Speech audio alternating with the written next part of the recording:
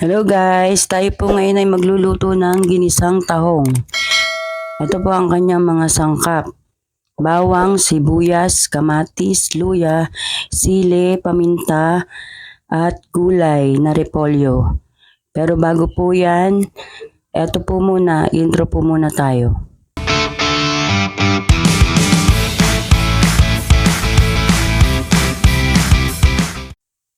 Hello guys, eto na po, pinainit ko na po yung mantika. Umpisahin na po nating mag-isa. Unahin po natin ang bawang.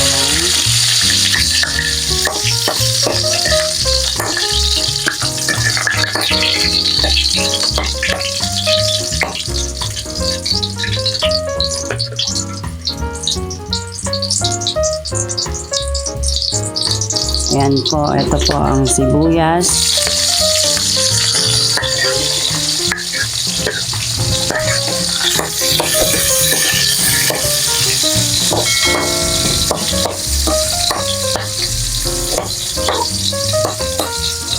Ayan po. Isunod na po natin ang luya.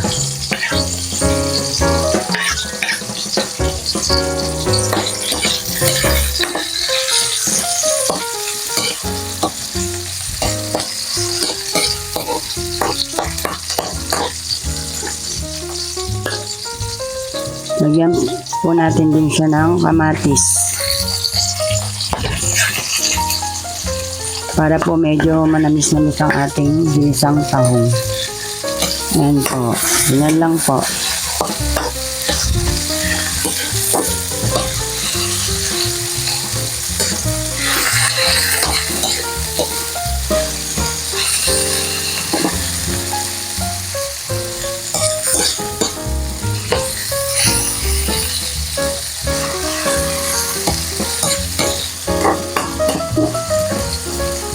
Ayan po guys, sunod po natin ang sili.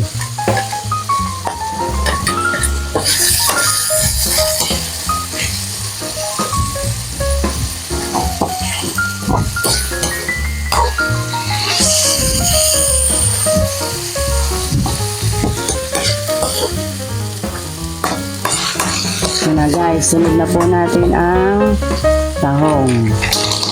Ito na po siya. Kalahating kilo po ang ginamit ko.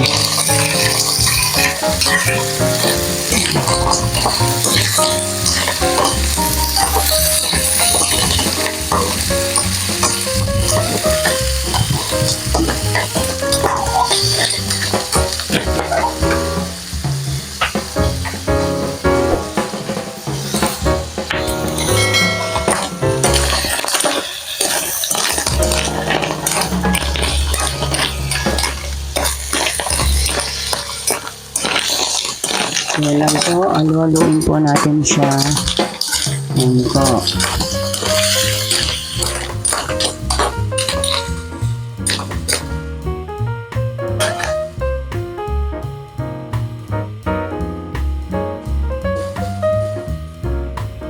Lagyan na po natin siya ng isang tasang tubig para po pinakang sabaw niya.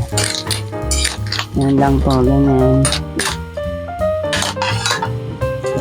Paminta guys, lagyan po natin ng konting paminta. At asin. Konting asin lang po. Ayan po.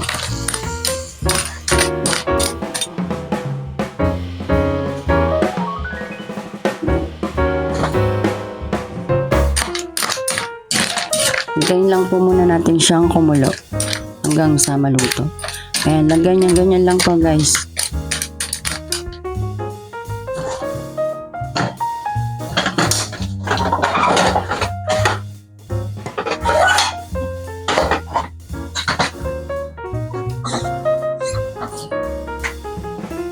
Takpan po muna natin siya guys hanggang sa maluto.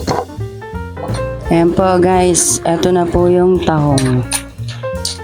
Luto na po siya, basta po bumuka na po yung tahong. Ayan po yan, ibig sabihin po luto na po siya. Pinakulo ko po siya sa loob ng 15 minutes. Ito po, lalagay ko na po yung gulay niya. Maglalagay po kasi ako ng gulay sa tahong. Yan po, ang repolyo. Yan, konting pakulo na lang po. Ito na po ang ating ginisang tahong. Takpan po natin ulit siya.